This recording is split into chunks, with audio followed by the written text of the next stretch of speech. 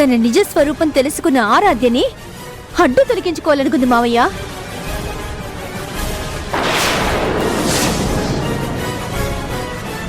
ఈ రాక్షసిని బయటికి తరిమేయండి. నార్మయ్ నార్మయ్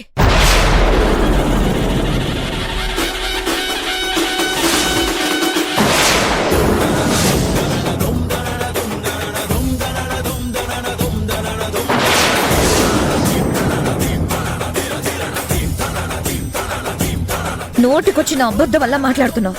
నువ్వు అసలు మనిషివేనా? ఆరాధ్య ఇలా మారడానికి కారణం నువ్వే అని నాకు బాగా తెలుసు. అయినా ఓర్పుతో భరించాను. ఎందుకో తెలుసా?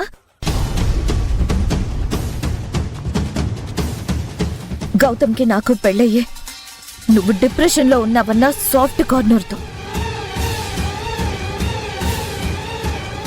ఇంద్రాని పిన్ని కూతురువి కాబట్టి నిన్ను నా చెల్లెలుగా భావించాను. నీ బాధను అర్థం చేసుకున్నాను.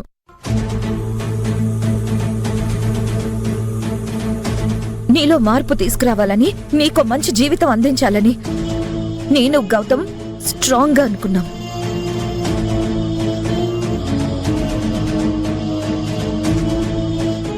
కాని పాముకి పాలు పోసి పెంచినా అది విషమే చిమ్ముతుందని నువ్వు ప్రూవ్ చేశావు.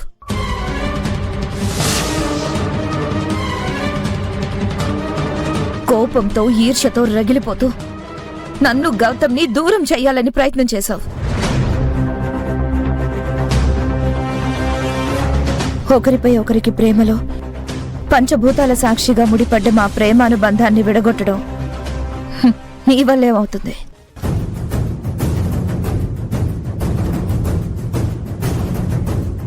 అది కుదరకపోయేసరికి పసిపిల్లైన ఆరాధ్య మనసులో నాపై విషబీజం నాటావు. నన్ను అసహ్యించుకొని అవమానించేలా చేశావు.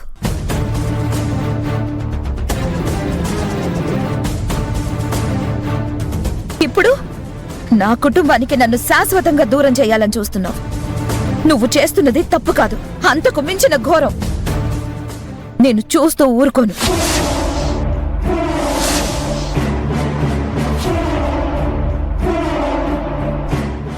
పిన్నిగారు, మీకన్నీ తెలుసు. మీరైనా ప్రణవికి చెప్పండి ఇటువంటి ప్రయత్నాలు చేయొద్దని. నన్ను అపార్థం చేసుకుని మాట్లాడుతున్న ఆరాధ్యకే అన్నీ అర్థమయ్యేలా మీరే చెప్పండి పిన్ని.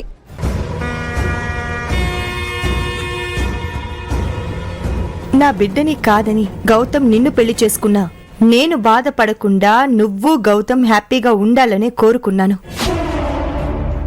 అందుకే నిన్ను ఈ ఇంటికి తీసుకొచ్చాను. కానీ నువ్వు ఇంటికొచ్చిన తర్వాత చాలా విషయాలే జరిగాయి.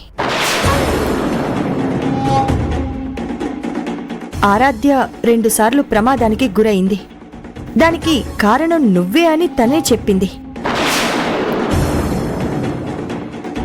గౌతమ్ మొదటిసారి ఆఫీస్కెళ్తున్నప్పుడు అదే రోజు పిల్లల్ని స్కూల్లో జాయిన్ చేసి దాన్ని ఆపేశాం.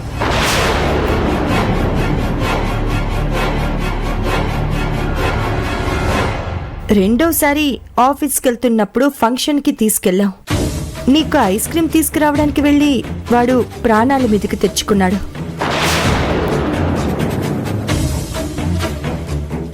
గౌతమ్ ఆ రోజు ఆఫీస్కెళ్ళుంటే అసలు ప్రమాదం జరుగుండేదే కాదు.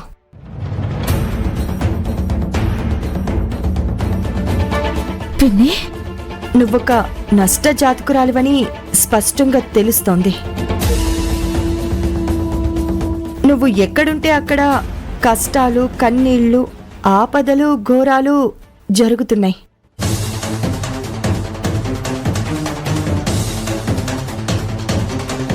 నీ వల్ల ఇదిగో నా కుటుంబానికి ఏమవుతుందనని నాకు కొంచెం భయంగానే ఉంది.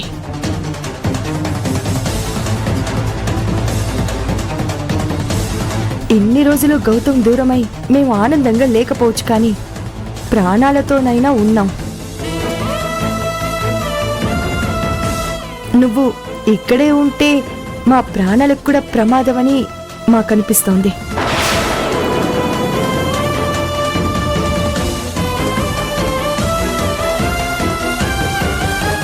చూడమ్మా, ఆరాధ్య మా మనవరాలు, ఈ ఇంటి వారసురాలు. తల్లి లేని పిల్ల. మాకు నీకంటే మా మనవరాలే కదమ్మా ముఖ్యం.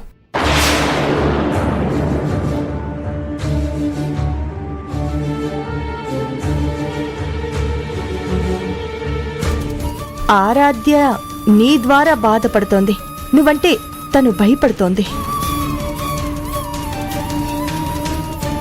నీకోసం మా ఇంటి పాపను బాధ పెట్టుకుంటామా చెప్పు?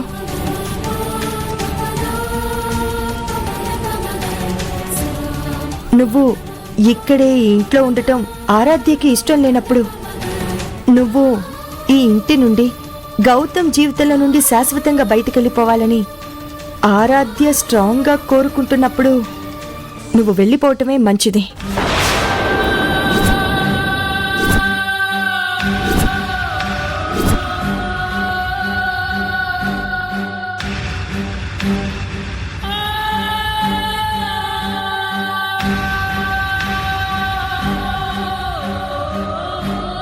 పిన్ని గారు,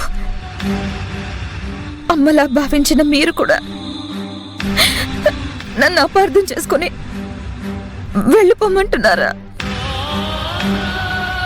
ఇంద్రాణి అంతేనమ్మా, నమ్మిన వాళ్ళని నట్టేట ముంచే రకం.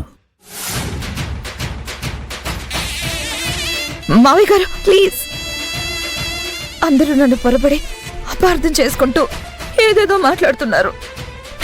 మీరైనా నచ్చ చెప్పండి. నాకు ఈ ఇల్లన్నా మన కుటుంబం అన్నా ఎంతో ప్రేమ. ఈ ఇంటి కోడలుగా అందరూ క్షేమంగా సంతోషంగా ఉండాలని కోరుకునే మొదటి వ్యక్తిని నేను.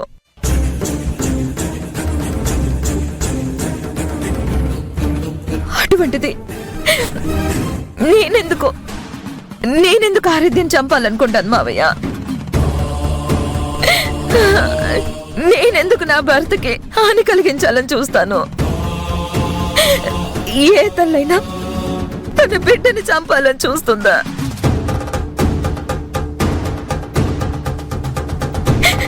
ఏ భార్య అయినా భర్త మరణాన్ని కోరుకుని తన పసుపు కుంకుమలకి దూరం అవుతుందా?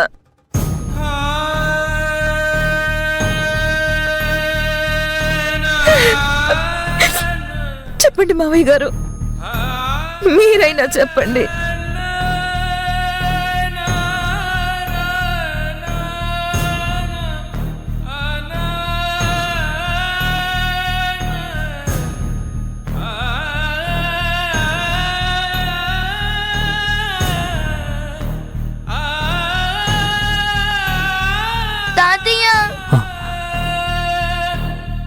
ఈమె మాటలు నమ్ముతారా నా మాటలు నమ్ముతారా? ఈమె మాటలని ఈమెని ఇక్కడే ఉంచారనుకోండి, నేను చచ్చిపోయి మా అమ్మ దగ్గరికి వెళ్ళిపోతాను. అమ్మా ఆరాధ్య, అయ్యో